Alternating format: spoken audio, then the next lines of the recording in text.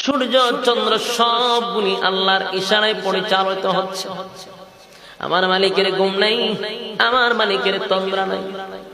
আল্লাহ বলে বান্দা শুন, আমি যদি ঘুমাইতাম, আমি যদি ঘুমায়া থাকতাম, এই যে রাতের 12টা 1টা 2টা পর্যন্ত আপনারা আওয়াজ শোনেন, অথবা তাহাজ্জুদের সময়, নুজুলে রহমতের সময় 2টা হাত উপরের দিকে উঠাইয়া আল্লাহর দরবারে যখন প্রার্থনা করবেন, তখন যদি আমার আল্লাহ ঘুমায়, আপনার ডাককে শুনবে।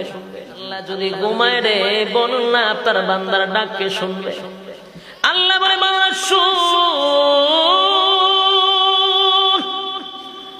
রাতের গভীরে যখন আল্লাহ বলে ডাক দে, আমি আল্লাহ তোর রোগের কাছে থাকি। সুবহানাল্লাহ।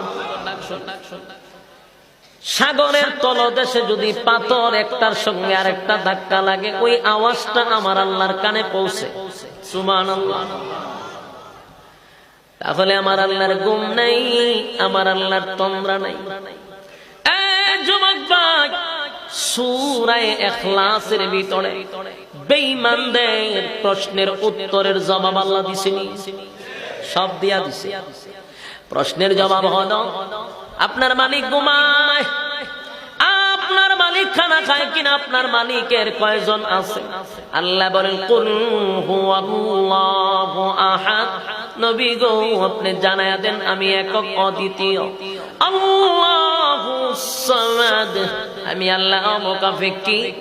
এরপরে আল্লাহ বলেন লাম ইয়ালিদ ওয়া লাম ইউলাদ, আমি আল্লাহ কারো কাছ থেকে জন্ম নেই না, আমি আল্লাহ কাউকে জন্ম দেই নাই।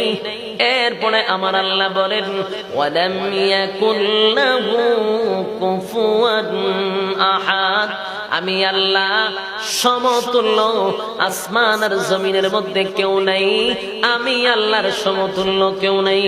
সুবহানাল্লাহ।